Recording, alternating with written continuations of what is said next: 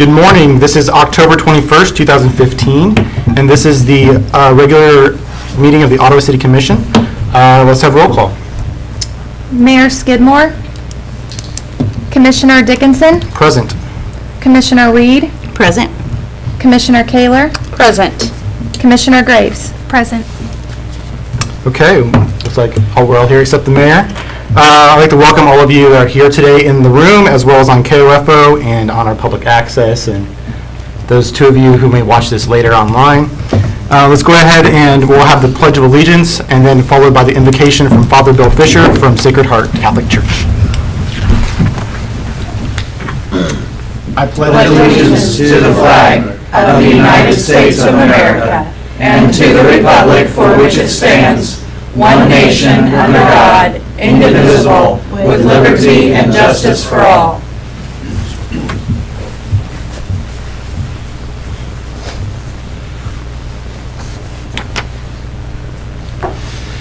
Lord, coming before you with our acknowledgement of your greatness and our dependence on your strength, we ask for your strength and your wisdom.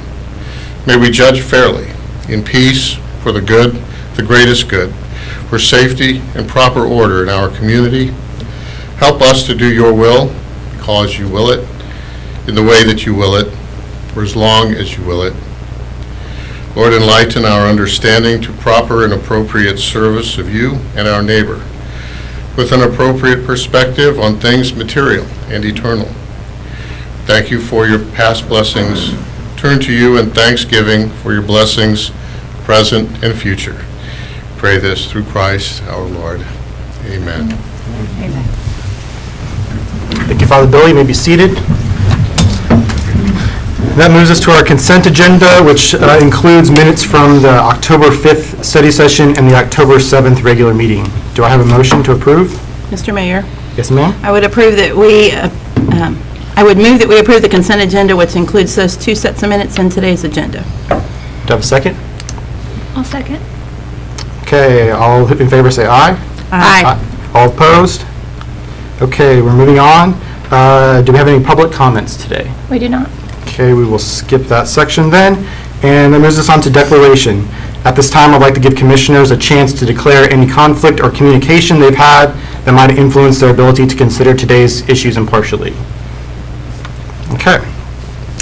Moves us on to new business, number 10. Proclamation recognizing October 22nd, 2015 as Lights On After School Day. Lights On After School Day serves to remind citizens to support after-school programs. Jamie Kiter, After-School Program Director, will accept this proclamation, and it will be read by Commissioner Reed. And the proclamation reads as follows. Whereas the City of Ottawa, Kansas stands firmly committed to quality after-school programs because they provide safe, challenging, engaging, and fun learning experiences to help children and youth develop their social, emotional, physical, cultural, and academic skills. They support working families by ensuring their children are safe and productive after the regular school day ends. They build stronger communities by involving our students, parents, business leaders, and adult volunteers in the lives of our young people, thereby promoting positive relationships among children, youth, families, and adults. They engage families, schools, and diverse community partners in advancing the welfare of our children. Whereas the elementary school's Reach for the Stars after-school program and the middle school Whirlwind after-school program have provided significant leadership in the area of community involvement in the education and well-being of our youth, grounded in the principle that quality after-school programs help our children become successful adults. Whereas Lights On After School, a national celebration of after-school programs on October 23rd, promotes the critical importance of quality after-school programs in the lives of children, their families, and their communities. Whereas more than 28 million children in the United States have parents who work outside the home, and 14.3 million children have no place to go after school. Whereas many after-school programs across the country are facing funding shortfalls so severe that they are being forced to close their doors and turn off their lights. Now therefore, the governing body of the City of Ottawa, Kansas does hereby proclaim October 22nd as Lights On After School Day and encourages our community to engage in innovative after-school programs and activities that ensure the lights stay on and the doors stay open for all children after school. Signed this 21st day of October 2015 by our Mayor, Mike Skidmore. Jamie?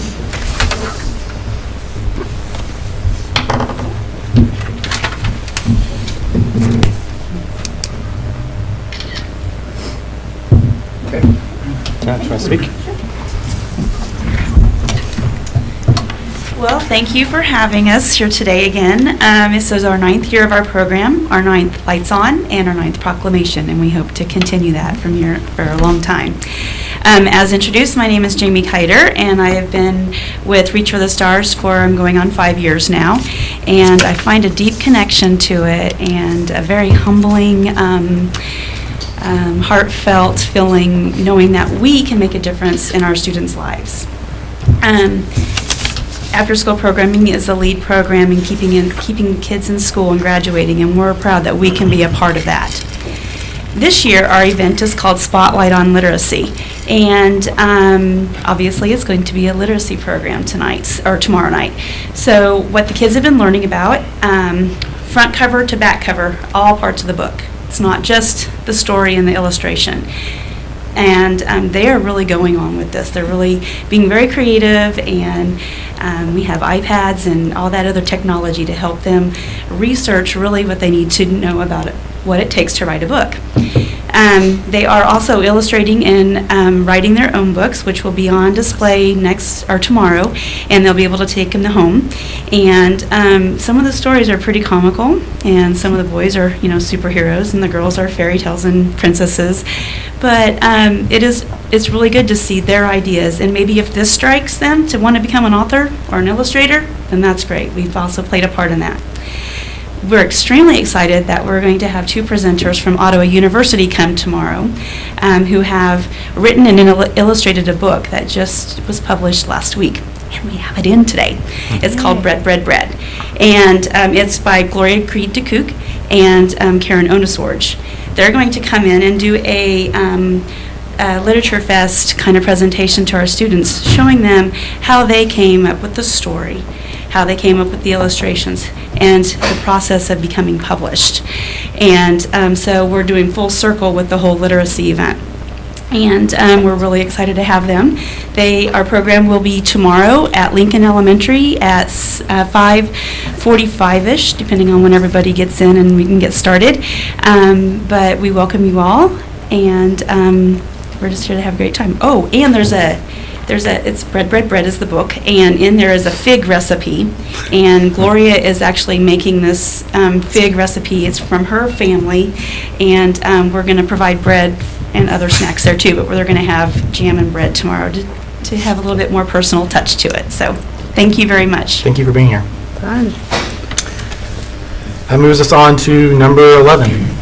Proclamation recognizing October 2015 as National Arts and Humanities Month. This proclamation recognizes the importance of arts and humanity, and the importance arts and humanities play in the lives of our citizens. Alice Joy Lewis from Ottawa Suzuki Strings will be accepting the proclamation, and the proclamation reads as such. Whereas the month of October has been recognized as National Arts and Humanities Month by thousands of arts and cultural organizations, communities, and states across the country, as well as by the White House and Congress for more than 2 decades, and whereas the arts and humanities embody much of the accumulated wisdom, intellect, and imagination of humankind, and whereas arts and humanities enhance and enrich the lives of every American, and whereas the arts and humanities play a unique role in the lives of our families, our communities, and our country, whereas the nonprofit arts industry also strengthens our economy by contributing $698 billion to the U.S. economy, adding 62 additional jobs created for every 100 from the new demand for the arts, and by supporting 4.7 million workers in the arts and cultural sector. Now, therefore, the governing body of the City of Ottawa does hereby proclaim the month of October 2015 as Arts and Humanities Month, and calls upon our citizens to celebrate and promote the arts and culture in our city, signed this 21st day of October by the Mayor, Mike Skidmore. Alice Joy?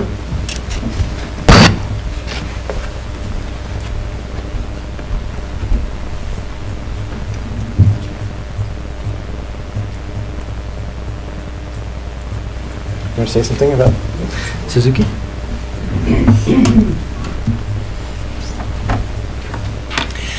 Well, it is without question that a great nation is known by its arts and humanities, and a great city is known by its arts and humanities.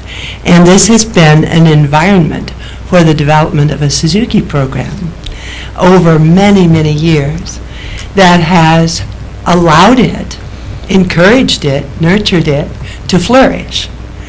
We are, as a local program, coming upon our 50th year. So that's a long time. That's a long time. And the environment of the city, the encouragement of the people, the businesses, the individuals who realize that a not-for-profit arts organization needs all kinds of support. It needs attendance, it needs encouragement, it often needs financial help. And so all of this has flourished in the city of Ottawa. So I am delighted and honored on behalf of all the arts and humanities organizations to accept this proclamation. I do believe that all of the arts in Ottawa have a very important place in many people's lives.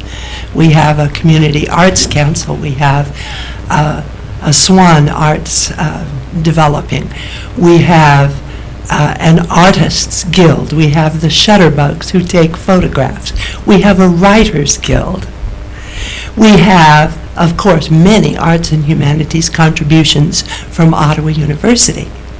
So we are fortunate as a city and fortunate as arts organizations to have the sort of situation that we have here. As you know, for many, many years, not 50 yet, but 41 last year, we have brought people to the community for Suzuki summer programs. That also is a long time. And Ottawa's name is in the circles of Suzuki known as a place where you can come and really have some really wonderful experiences in regard to music making. So that's very exciting. We have been fortunate to be recognized by the folks at the Starling Foundation with a sizable grant to bring the Brian Lewis Young Artist Program here. And it will happen this summer. We are taking one summer off from the other events to sort of reorganize our lives and look for how we want to shape them in the future. But the Brian Lewis Young Artist Program is funded so that the students are top-notch artists. They come tuition-free to this event in our city. And so it's pretty exciting, and the faculty come from places like the Juilliard School, the Eastman School of Music, the Cleveland School of Music, University of Texas, and so forth. So I am delighted and honored, as I said before, to accept this proclamation for arts and humanities. I appreciate what the city does in recognizing the arts and humanities in the city, and I encourage everybody to participate. Come to programs, take up writing, do some art, play the violin. It's never too late, And we have a wonderful early childhood education class. My little granddaughter is there at this moment because it meets every Wednesday morning, and it's quite a wonderful thing to see our little babies developing the kinds of skills that can lead them to be good participants in music making. And that class is for babies to age 3. Sometime you ought to come to just see what it's like. It's really a joyful experience and lots of fun. So thank you again so much to each of the commissioners. Thank you, Alice Troy.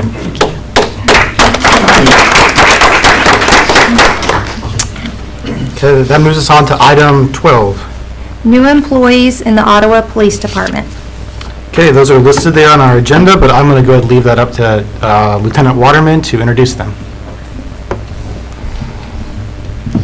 Good morning. Today I have the privilege of introducing our new police employees. If you guys want to come up.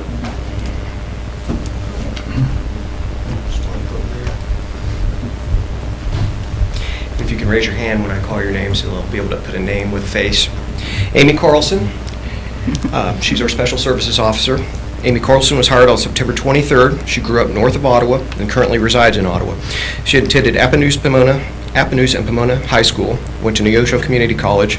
She worked both in Ottawa and Lawrence Walmart Supercenters, worked her way up after 10 years to the position of Assistant Store Manager. She's married to Jared Carlson, and they have 2 daughters, Madeline, 8, and Olivia, 1. Sarah Frazee. Sarah was hired on September 28th. She grew up in Olathe and now lives in Lawrence. She has a bachelor's degree from Kansas University. Sarah's a certified officer who worked last for KU Public Safety. She enjoys hunting and fishing with her father and working with her Dutch Shepherd Sabre. Chris Forsberg was hired on October 5th. He was born in Ridgecrest, California, grew up in Gorton, New York, and has lived in Lawrence, Kansas the last year. During high school and college, Chris worked at Sears and Roebuck from 2007 to 2011. In 2012, during college, he worked as a legal intern for Broome County, New York District Attorney's Office. Chris volunteered as a disaster relief individual, assistant caseworker, and community relations specialist for the Department of Homeland Security, FEMA, from 2012 to 2013. 2013-14, Chris worked as an English as a second language volunteer teacher for World Teach in the Marshall Islands in Micronesia. When he accepted our offer to become a police officer, he was employed as a corrections counselor and parole officer for the Kansas Department of Corrections, 2014 and 15. Chris has a BA in political science, BA in psychology, and was selected for a congressional award and presidential award. He's a holder of a provisional patent, enjoys real estate, and spending time with his wife and their puppy. Tyler Wyatt. Officer Wyatt was hired October 6th. He was born in Kansas City, Missouri, grew up in Kearney, Missouri, and now lives in Kansas City, Missouri. He's going to relocate to Ottawa soon. Tyler has been an automotive mechanic for 2 years and a diesel mechanic for 1. He's very excited to begin his law enforcement career with the Ottawa Police Department and is honored to serve our community. Thank you. Thank you all for joining our force.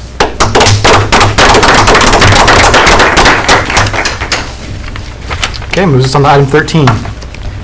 Request for approval of charter ordinance exempting the City of Ottawa from provisions relating to the city manager form of government. This ordinance will exempt the city from the provisions of L 2015, Chapter 88, Section 11 of the House Bill 2104, and this will be addressed by our city attorney, Mr. Blaine Finch. Thank you, Mr. Mayor Pro Tem and Commissioners. As we discussed at the study session on Monday, this is a charter ordinance as opposed to an ordinary ordinance. A charter ordinance uses the city's constitutional home rule authority that the voters of this state approved almost 50 years ago this year, and allows cities to opt out of non-uniform statutes.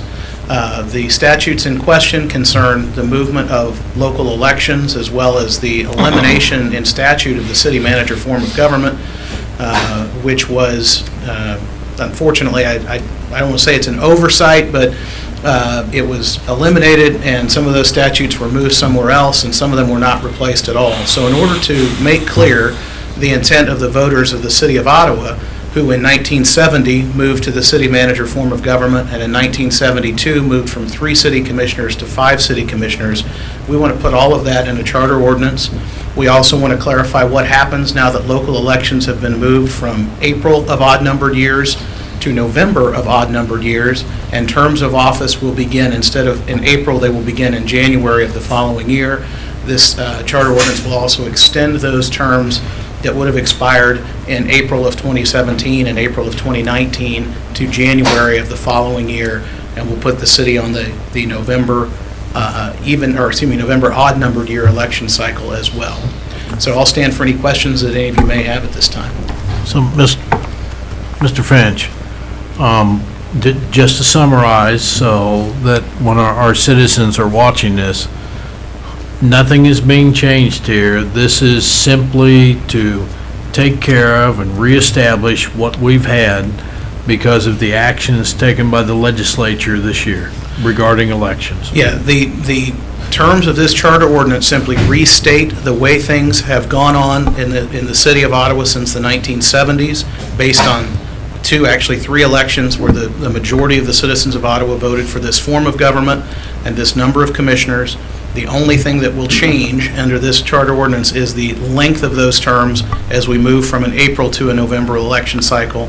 And as you said, Mr. Neinstead, these changes were made necessary by legislative action. This is not something the city would have done otherwise. And this same type of legislative action by local governing bodies is taking place in almost every city across this great state because of the significant change in how we've done elections in 150 years. Yes, that's correct. The League of Kansas Municipalities has sent out guidance on this issue and made recommendations that cities adopt charter ordinances very similar to this one in order to address those changes. Thank you. Any other questions? Do I have a motion? Mr. Mayor, Commissioner? I move that we approve the charter ordinance exempting the City of Ottawa from provisions related to the city manager form of government. Is there a second? Or any other discussion? I'll second. Okay. We have a motion and a second. Can we have the roll call vote, please? Commissioner Kaler, Yes. Commissioner Reed, Yes. Commissioner Graves, Yes. Mayor Dickinson. Yes. That passes, and we move on to item 14. Request for approval of charter ordinance exempting the City of Ottawa from provisions relating to the filling of governing body vacancies and providing substitute provisions on the same subject. This ordinance will exempt the city from the provisions of L 2015, Chapter 88, Section 71, which, do you have more to add to this? This is the second charter ordinance this morning. Those Ls that you read in chapters, those are the session laws of the state. Those are how we address bills that have been passed but have not yet been added to the statutes. They'll be given a statute number as the revisor's office codifies them, a process that you all just went through yourselves in terms of the city code. This charter ordinance clarifies how the commission fills vacancies if a vacancy occurs on the board. You had a charter ordinance that had been passed back in 1990 that had one process. You had a conflicting ordinary ordinance that set out a different process and different timeline in 1998, and this just clarifies one process and also addresses some legislative changes that were again made last year in terms of vacancy filling. You're opting out of the state's process and instead using your own. Your process will simply be that the commission has 60 days to fill a vacancy, so you can advertise and bring in people who are interested and go through an interview process. And then if you have a tie, there'll be a casting of lots in order to break that tie if the remaining four commissioners can't decide on one candidate over another. And there's a tie, there can be a casting of lots to break that tie.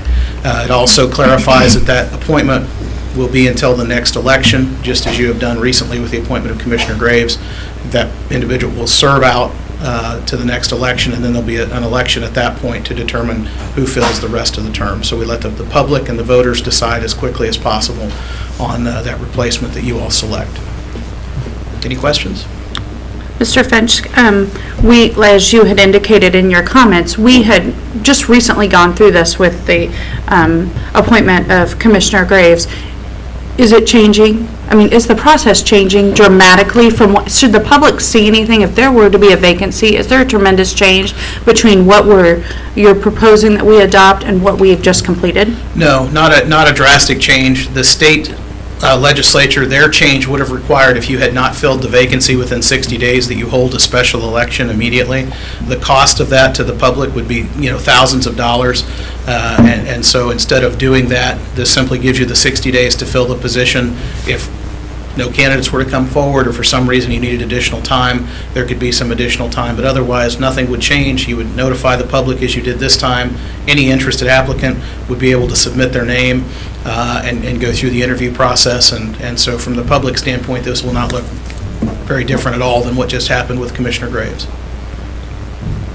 Any other questions or comments? Do I have a motion? Mr. Mayor, Commissioner? I move that we approve the charter ordinance exempting the City of Ottawa from provisions related to the filing of government or governing body vacancies and substitute provisions. Do we have a second? I'll second it. Okay, roll call vote, please. Commissioner Graves, Yes. Commissioner Reed, Yes. Commissioner Kaler, Yes. Mayor Dickinson. Yes. Passes. Moves us on to item 15. Request for approval of ordinance amending Article 8 Countryside District, Section 8-201. This ordinance will define limited agricultural uses of the zoning regulations, ordinance number 3501-05. The Planning Commission recommends approval of the amendments by a vote of 4-0, and this will be addressed by Community Development Director Wendy Lee. Thank you.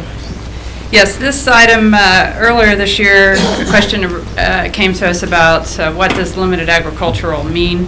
It was a term used in our zoning ordinance, but it didn't have a lot of clarity. And so in that circumstance, with some communication with our city attorney, I crafted a memo that says this is how I would interpret it.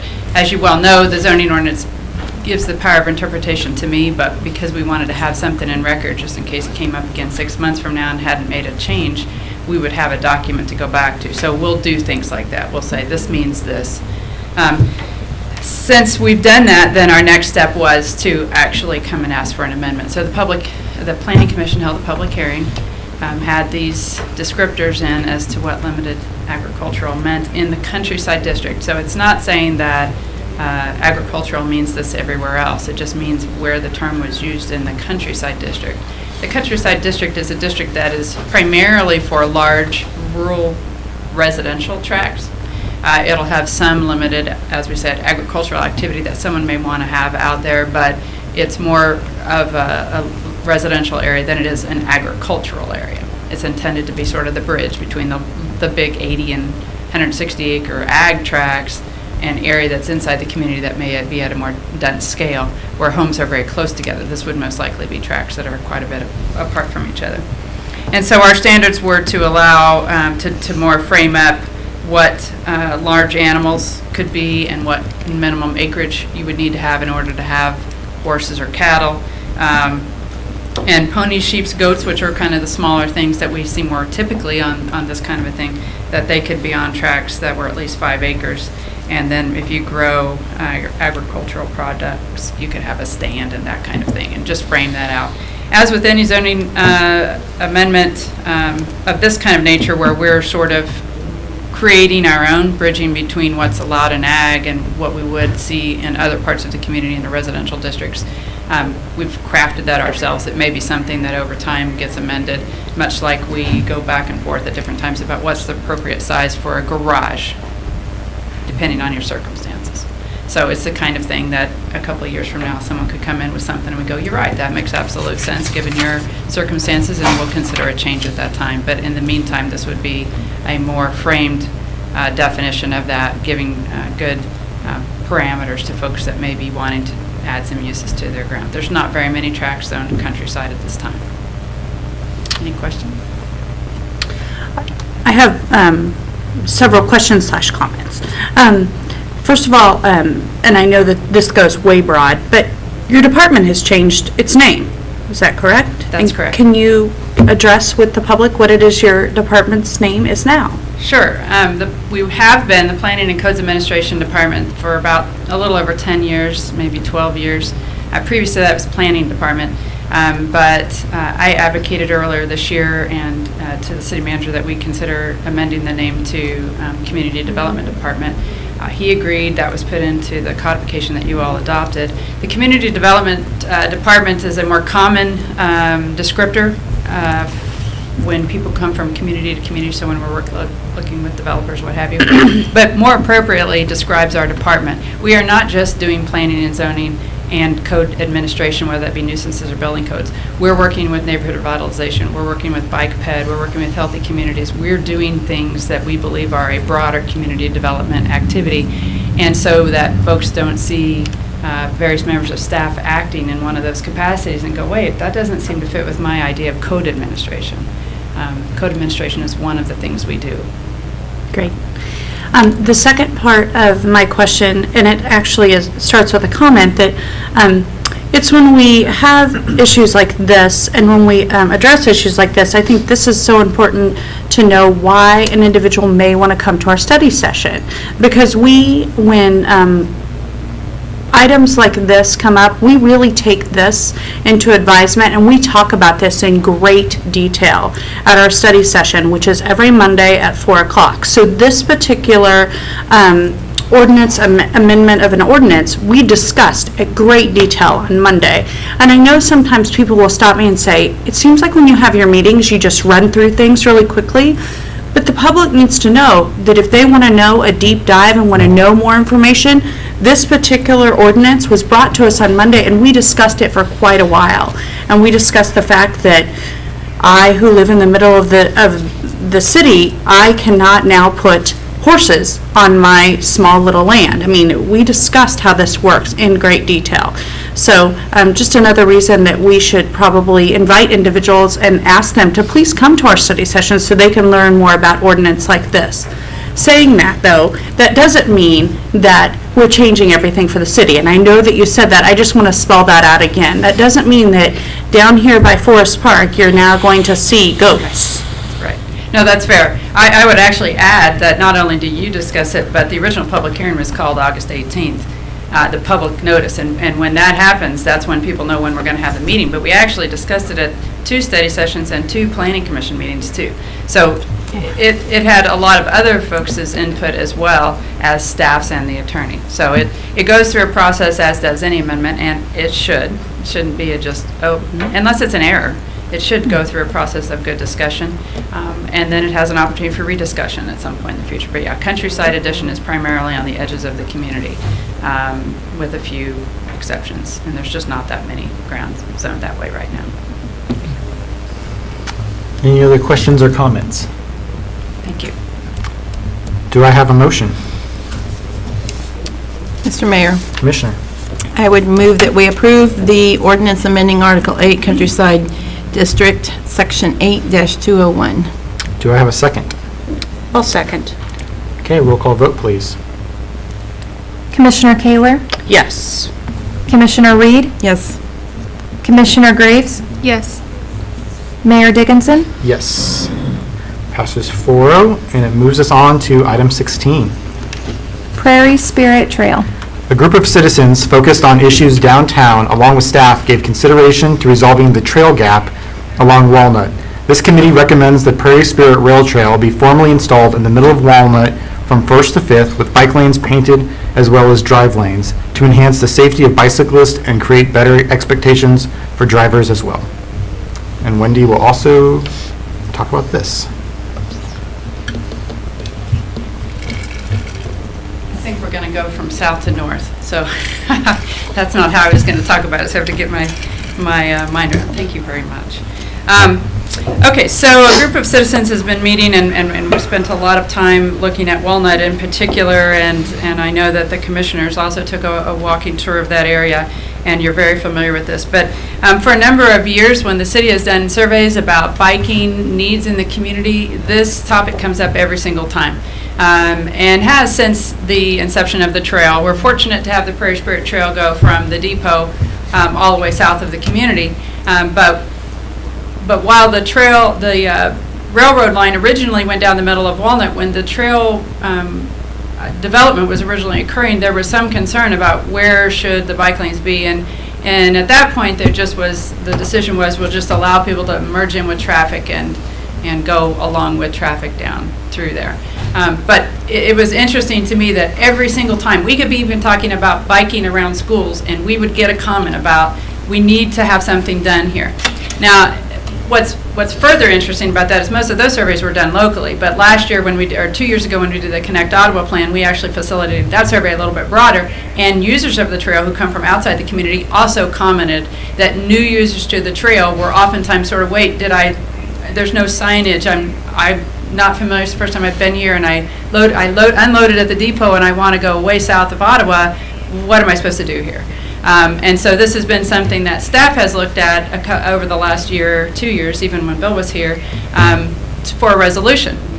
We actually in the spring had planned for a project to happen in the spring, but because there was a group looking and we were particularly focused on Walnut, we elected to say, well, let's have a lot more community input into it, and held the conversation back. And interestingly enough, the original staff solution is not what's proposed here. So this is a product of a lot of input and discussion resulting in something different.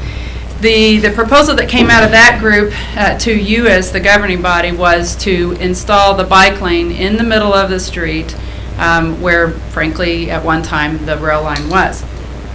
They looked at 3 different alternatives as concepts from the city engineer, and my kind of comment, Mike, I think, was agreeing with me that any of the 3 solutions were better than what we have now, and that all of them have pluses and all of them have minuses.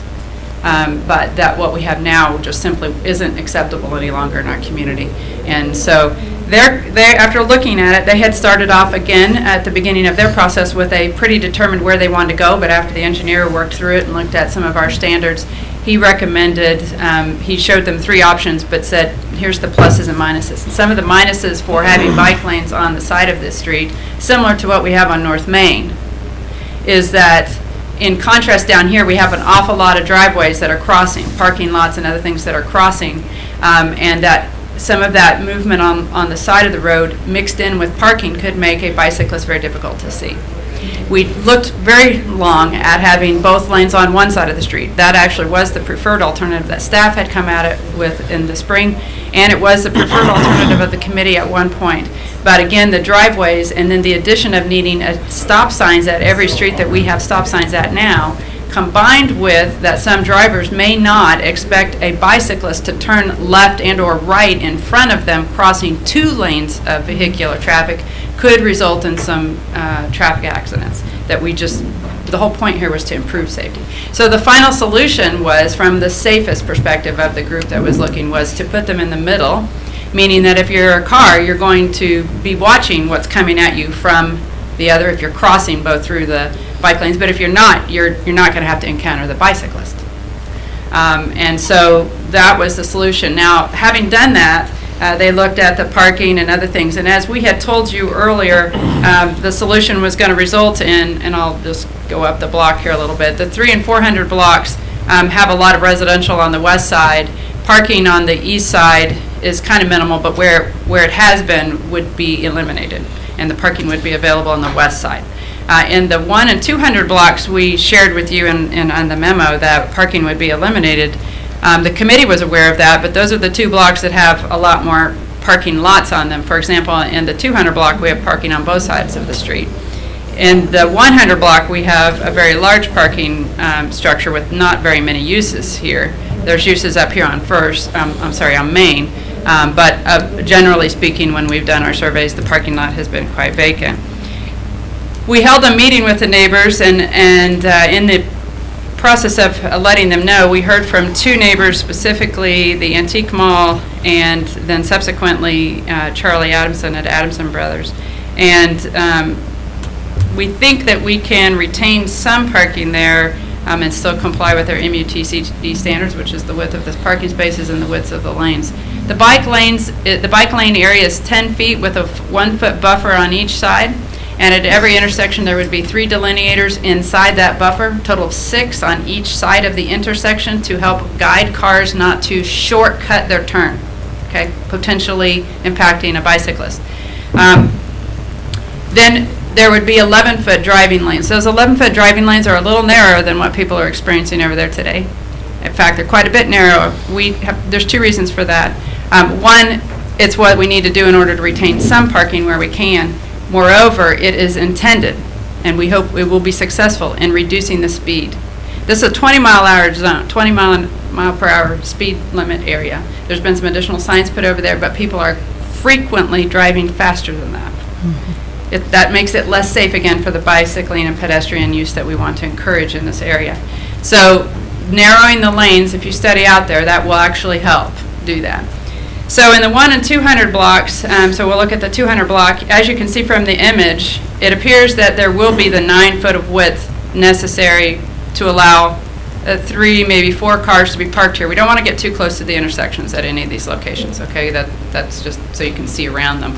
Again, bicyclists are moving at a different rate than cars.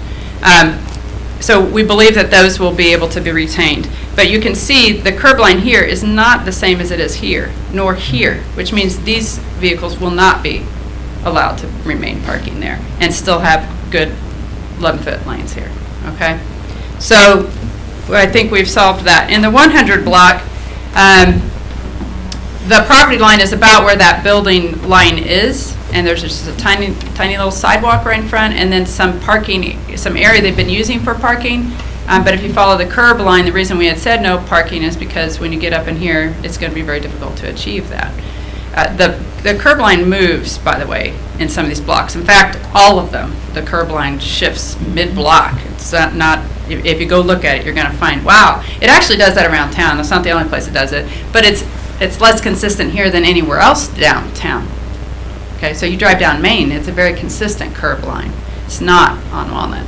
So that is part of the difficulty here, but that's also part of what would have been challenging for a bicyclist. Because the bicyclist will see the curb line moving. The driver won't pay attention to the fact that the bicyclist has less room to work with.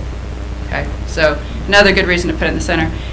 Mike went out this morning and met with one of the people in the office. Charlie wasn't available at that time, but did talk with his wife about, we believe that we can keep one, maybe two very angled parkings there.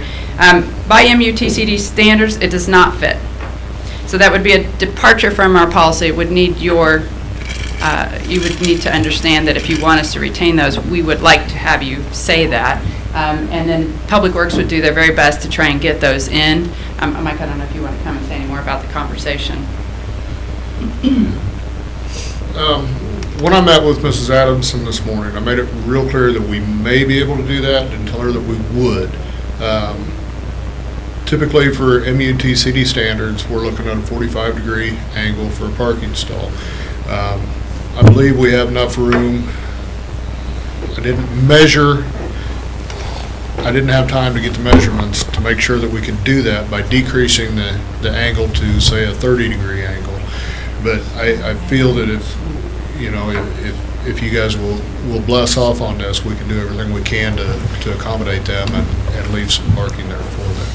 And in talking with Mrs. Adamson, she seemed happy with the fact that we were trying.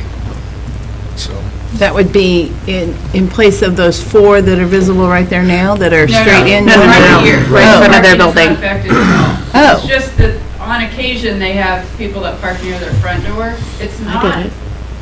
by my measure, it's not a full park, it doesn't meet MUTCD now, because the curb, the gutter line is right here, and there's just not enough distance there for a for a 90-degree angle by standards either. The vehicle sticks out into what you would perceive to be the lane. But if it's at an angle, which the other reason for an angle is, as I said before, there are going to be 3 delineators on each side of that bike lane. You'll need to come to it from the north. You can't, well, you can always do all kinds of things. It would be impractical to try and turn a 90 across those from here. Okay, because you're crossing the delineators, and we're really not encouraging that again, right? We have the bicyclists in there. So this would mean that people would need to come at it from either First or either side of First, or do something they probably shouldn't do, so I won't say that. So they would need to come to it from First Street. I should mention, too, that we've been focusing on the bicyclists because, as you know, there are sidewalks, the best of which, the most continuous of which, is on the west side. Because of the parking lot here, we don't have a sidewalk here. This one is what defeats both sides of the street, but pedestrians could walk there, don't get me wrong. It's just not as safe and separated as it is other places. I think in the future, when we look at our parking lots, and we're looking at them now, we would do some additional improvements. But even at this location, that angled parking, we would need to retain with overhang an ability for a 5-foot walkway that would provide an accessible walkway should you be using the trail. So that remains open, which is true for the entire length. And we looked at some individual panels that will eventually be replaced in order to make that a very accessible route as well. So we've been focusing on bicyclists because that's what gets kind of lost here. The pedestrians always have had to go back to the sidewalks on the side of the street.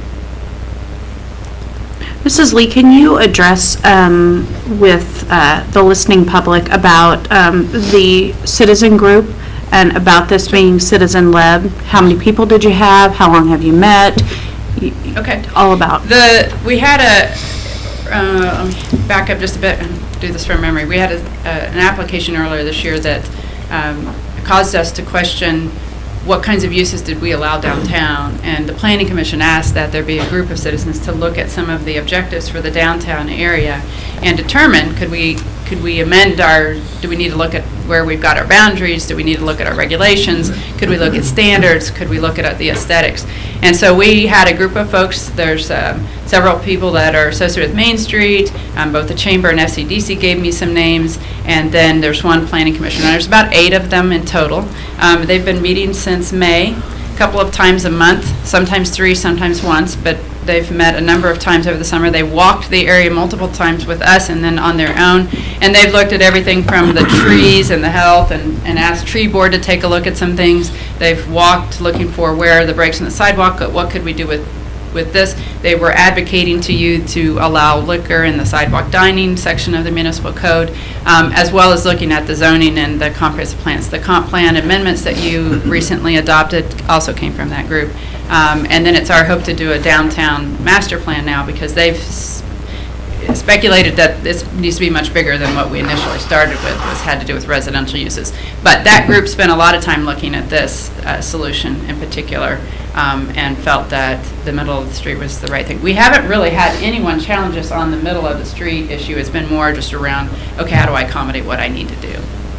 And we did have a public meeting, had several folks there, including people from the committee, and invited everybody adjacent. Not everybody made it, but we've had other conversations outside of that. So, and it's pain at the end of the day. So, I appreciate that you did talk to the Adamson family today and tried to work some of those things out, because we do value the input of our citizens. At the same time, like you've said, this is an ongoing process, and there have been public meetings, and there have been publications and information available online and in the lobby here at City Hall. So citizens should know that a lot of times we do hear from people when it gets to this stage when we're about ready to approve something, and that's sometimes hard, because although we'd like to bring their feelings into it and their ideas, by this point it's really been going for 6 months or 12 months or 5 years or whatever it may be. But like you said, it is paint, and maybe address that, either one of you. Are there any other improvements that are planned as far as right now, other than just the paint that goes on the street? well, and I should have called attention to, there'll be paint at the intersections too, which will help people understand that the lanes move just a tiny bit. There would be some no parking signs added, just like we've had recently had some speed limit signs, and I don't know, stops, there may be some additional signage we have to do. We'll do some stop bars and things like that for the bicyclists to be sure they really do understand they're still subject to those things. I think that's it. I think Wendy covered that well. I don't really have anything to add to that at this point. I do think this is the first step in a redevelopment of that area, and I think this is one of those times when we need people to be a little bit patient and allow this to kind of take effect while we are also, like you mentioned, looking at the parking lots, looking at some of the green space around there, trying to figure out how to improve the visual appeal of Walnut Street, but also the redevelopment of the lots along there as well. So it's something that takes time, but this is just one step of many.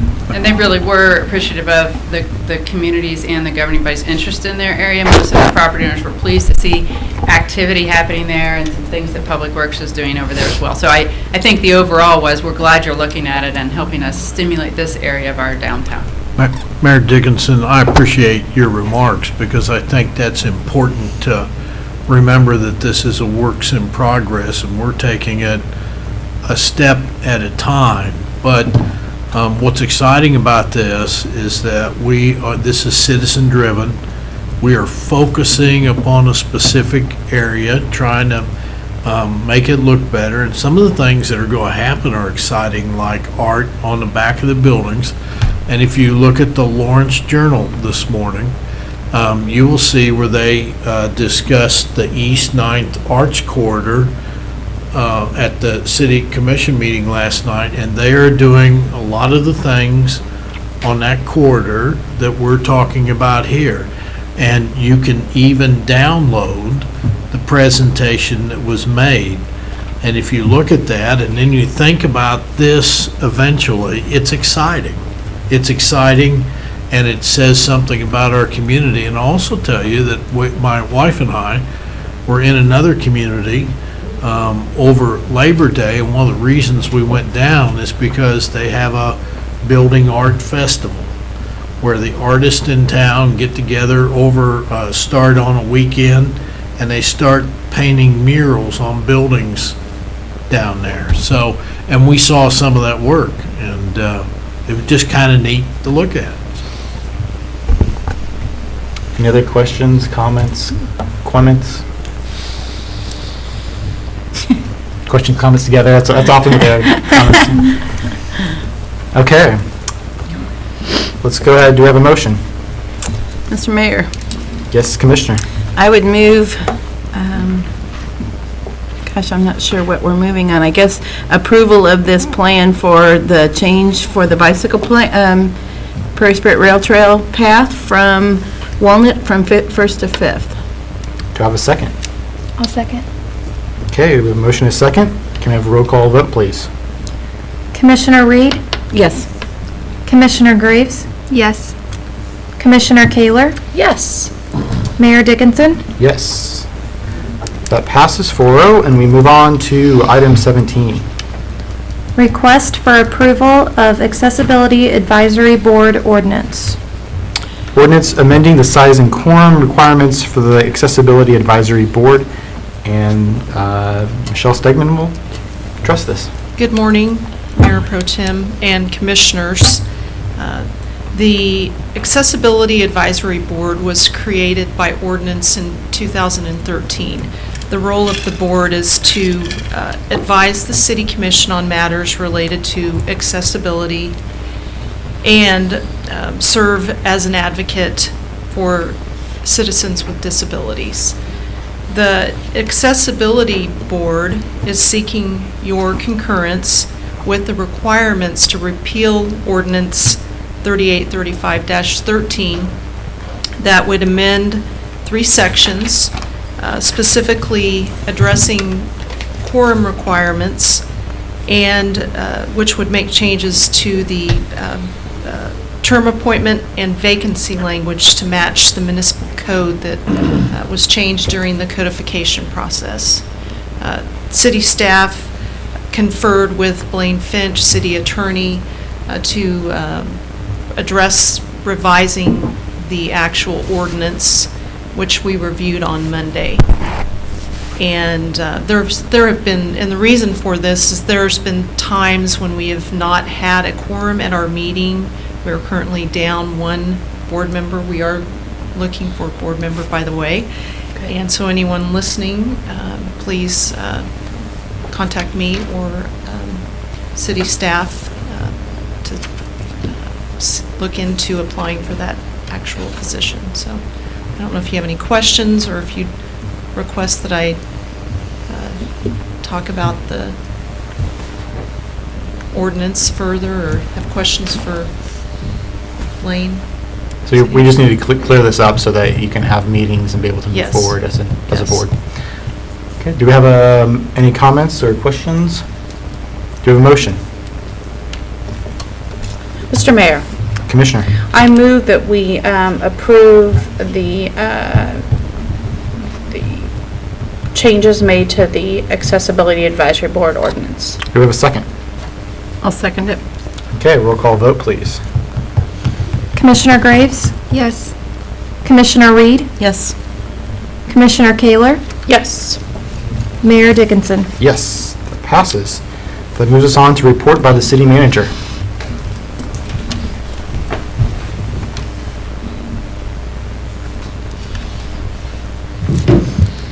So, Commissioners, just kind of along the lines of what Commissioner Kaler was talking about, how we discuss this in study session and how we encourage citizens to come. Some citizens may be wondering why we did not have the water rate increase on here associated with the raw water line project we're doing. And the reason is that we like to do those things at night so that there's a better chance of the public showing up and having questions. That gives us 2 more study sessions that you can ask questions on that subject and that citizens can attend if they want to ask those questions or if they want to contact you and ask those questions and bring those forward. So that's part of the transparency effort that we have always tried to do, and we continue to try to be as transparent as what we possibly can in doing the business of the public. So, a reminder that there is a time change. I know what your agenda says, but the joint meeting today with the Franklin County Commission with the school district starts at 11:30, and it is hosted by the county. And this is going to be your legislative dinner. And I believe you have before you the 2016 legislative priorities. If those look familiar, we've reworked those from 2015, and I would suggest to you that the most important issue that you can talk about with your legislators, and you will have two there, you have Representative Finch and you will have Senator Tyson, is to emphasize that cities operate under constitutional home rule. It is a significant difference, it is an important difference versus statutory home rule. Constitutional home rule for cities was adopted by the voters of this state 55 years ago. 55 years ago. It is in the Kansas Constitution, and it grants cities the right to home rule. That is an important power to protect, and I don't believe that local governments, I don't believe that cities, because it is granted to cities, okay? I don't believe that cities have worked hard enough to emphasize that and protect that special privilege we've been given by the citizens of this state with our legislators. So I would just ask you to keep that in mind. I have two more things. One of them is just a little trivia note. Since Commissioner Graves joined the governing body, you now have three city-associated individuals in the leadership Franklin County class. You have Commissioner Graves, you have Public Utilities Director Dennis Thart, and you have Human Resource Director Stegman. So I think that speaks well for us. You didn't know they were doing that, so we could get that little bit of trivia there, did you? And finally, I'd like Blaine to join me at the city attorney, Mr. Finch, join us. And to again say publicly that Representative Finch, most of us were there at a lunch on the 12th day of October, and Representative Finch, I was going to say Flinch, you can't make it Flinch, received the Intergovernmental Leadership Award along with another representative from the state. And here's what this award says from the League of Kansas Municipalities.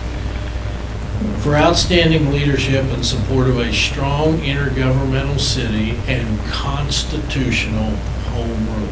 Constitutional home rule. This is a rather prestigious award that's given out by our statewide professional, when I say our, I mean yours, group every year, and there have been some years when it hasn't really been given out. And if you look in the League of Kansas, in the League Government Journal, you will see who missed the group that Representative Finch is a part of. I'm so proud of the work that Representative Finch not only does for his community,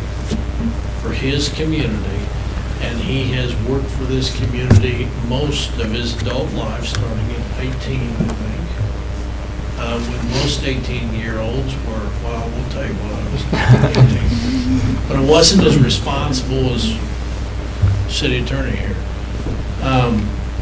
And he has a great love for his community and for local government and the citizens of this state that he serves. So I'm going to say again, congratulations.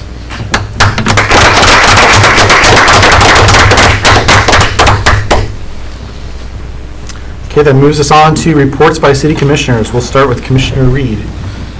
I just wanted to acknowledge again the Lights On After School, the after-school program that Ottawa has. I think we are very fortunate to have that, and I hope the funding is able to stay in there. I know every year it's a struggle, but I know how important that is in this day and age with everybody working to have a place for kids to go after school that is not just a place where they go and sit and play on a computer or sit in front of a TV, but they actually can get their homework done, they can work on fun things and learning things and stuff. So I'm so appreciative of that. I've got several of my grandchildren have and continue to participate in that, so I'm just very appreciative of our community with that program. So.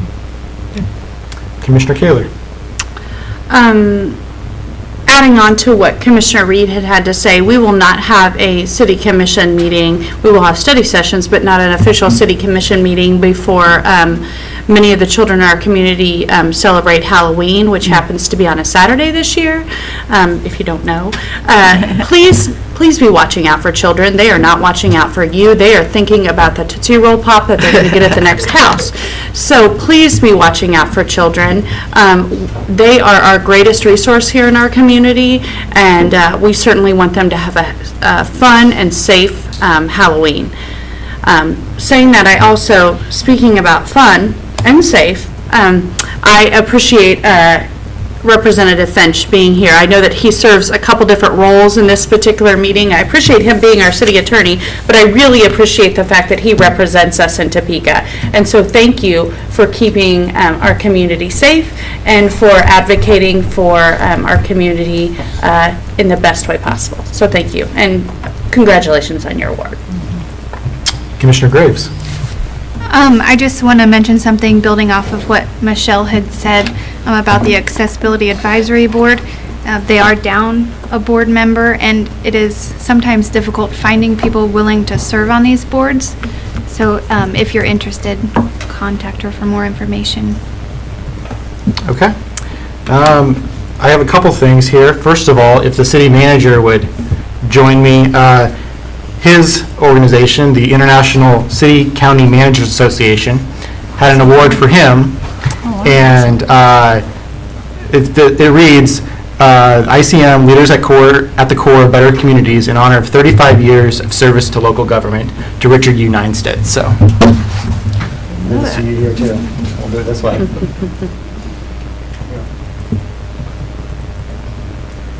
One more.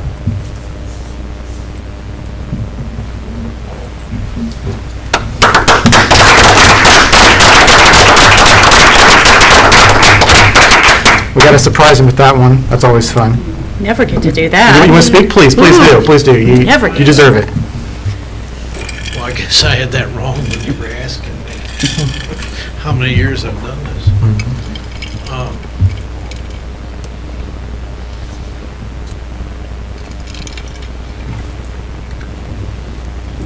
I was not expecting that.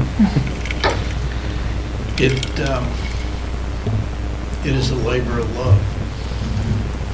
And I can think of no greater honor than to serve a community like Ottawa and to serve commissions like the commissions I have been able to serve since I came here. Many of you know I have some family roots in this area, so that makes it special also. Just thought I'd tell you that. And I appreciate this commission. I believe Commissioner Reed was the only one on it when I received an award from KACM. I'm not sure I really expressed this, but I was truly humbled that the commission took ownership of that. They were far more excited about it than probably what I was at the time, but they were excited about it and they wanted to celebrate it. And you've done this again with this, so we have great staff, we have great citizens, we have outstanding citizens in this community, and that's what makes us well poised to continue to be a sustainable city in the future. So thank you very much.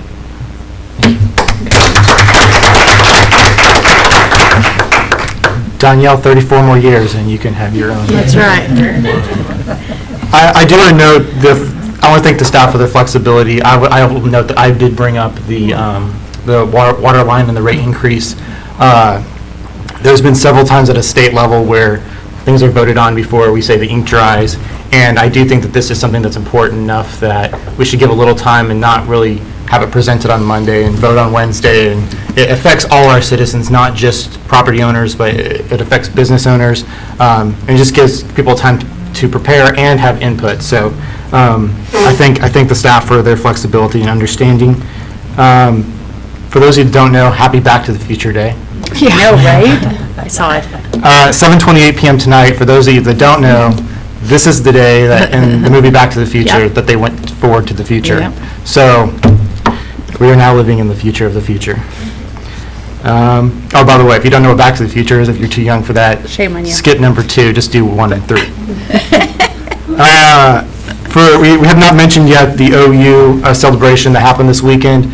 The Gibson Student Center and Gangwish Library were officially opened.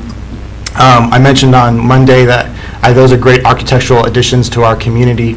I love when we go above and beyond and not just build a new building, but build something that's beautiful and that has a lasting effect on our whole community. So thank you to President Eichner and Mrs. Lee and all of the OU representatives that were there.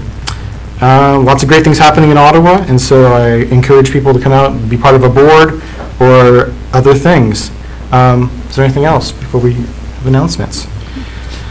So our schedule coming up. Today at 11:30, we have our joint city-county USD 290 legislative lunch. That will be at the County Commission Chambers. On the 26th, we have a study session at 4 o'clock. November 4th, regular meeting. And on November 10th, the LKM Regional Supper in Olathe. If there's no other business, I will accept a motion to adjourn. So moved. A second? Second it. All in favor, say aye. Aye. We are adjourned.